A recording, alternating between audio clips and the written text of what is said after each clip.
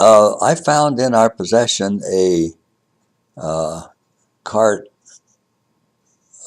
blank, or what was a carte de vista, that of an Indian woman and a baby. I don't know where it came from. It was just in the Bible. In my grandma Gudgel, it was said that back in Oklahoma that they didn't ask if she was Indian. They just asked, which tribe are you? And that didn't set very well with her, obviously, because she didn't like Indians. She hated Indians for some reason or other. I have no idea why.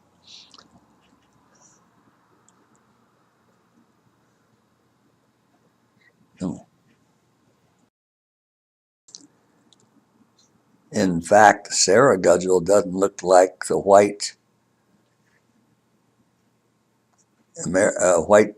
blue-eyed white that the Fergusons expected you to be. In fact, my mother, when I brought her to see Kay the first time, or rather we went to see her, she said that Kay was the first brown-eyed person that was ever in her family. So as far as the Fergusons were concerned, we were different.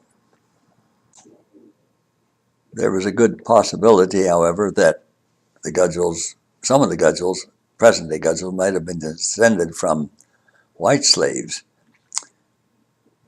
although Gudgel himself was supposed to have come from Germany, so he wouldn't be an indentured servant. In those days, back in the 1700s, England was shipping its surplus population to the colonies. I mean, surplus population in the form of prisoners and other servants to the colonies, Barbados and other islands, as indentured servants. A good book to read on this subject would be Michael Hoffman's They Were White and They Were Slaves. Just remember this, that when they started bringing black slaves into the country, what happened to the jobs that the whites had? They no longer had these jobs. So I can't see any different from bringing the black slaves into this country and bringing illegal immigrants today. They're taking over the jobs that should belong to Americans. And you can't tell me that Americans won't do any kind of a job, because I've done any kind of a job, the type that they so-called claim whites won't do. Of course, as long as there's welfare, why bother? One thing I haven't thought of before, in that family Bible, which was the Bible that Thomas Jefferson, is his wedding Bible, and nothing was in that Bible that wasn't important. And since I mentioned he looked like an Indian, and he shouldn't have been, because he was supposed to be the son of Henry T., who was a direct son of the old Andrew, rather grandson. But there was something could have upset, of course, this line that we don't know about. But when in that Bible had to be important things, and there was this carte de vista of this Indian woman with the baby. So living out there at Boggy Depot, way out, miles from any town, and in those days, you didn't just hop on the car and go to town. It was a big event.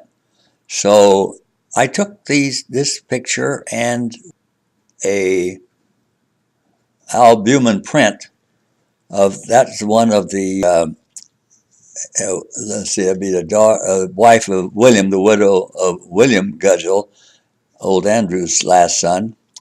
And I took it to UW with me when I stopped and went by to ask the professor there what would be a good textbook on old photographs. And I took these pictures for him to see, and he looked at he glanced at the picture of the Indian woman. He didn't say anything, but he studied it for a moment. Then he went on to my album Human Print, which was getting very bad and very old. They don't hold up well with age, and gave me the book that I sent to Lauren, as I can no longer use it. But there may be a lot more to this Indian thing, because she wasn't in that book because it wasn't some important event.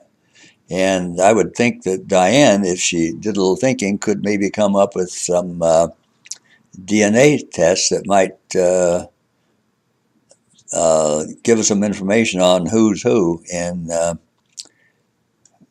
this line, if there's Indian in there or just whatever.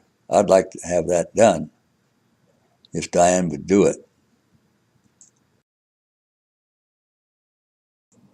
This is Sarah Johnson Gudgel, the widow of Henry T., who died of typhoid fever in the Civil War. This is her boys, except that although I can't see it in this picture, it's too low resolution. There's a young boy there who just worked for them. He's not part of the family. The others are her sons, I presume.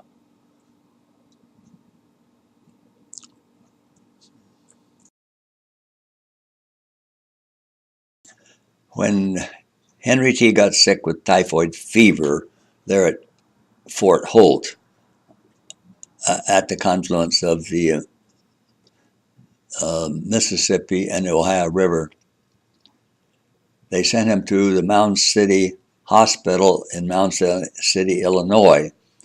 But he died somewhere there. We don't know where. I was unable to locate his grave. The military wasn't able to locate his grave. No one was able to locate where he was buried. In those days, they were dying so fast of disease of one sort or another that down on the river there, they had what they called pestilence barges. And he was probably put on one of those and lost. So, but in the meantime, we got the 28th Reenactment Regiment there in Illinois to arrange with the Department of Defense to provide a headstone for a grave there at Athens, Illinois. And the 28th Reenactment Regiment had a march through town in his honor, and this is the ceremony there at the cemetery, and his gravestone will be next to his widow, his wife, Sarah. This is the Mound City. This is a picture of the Mound City Hospital. I was hoping to get a brick from it, but it had been torn down quite a few years ago. Some guy from Kentucky wanted to make some building down there, and he tore it down, took the bricks away, and I guess he didn't build it after all, but bricks were lost, so I was unable to get a souvenir.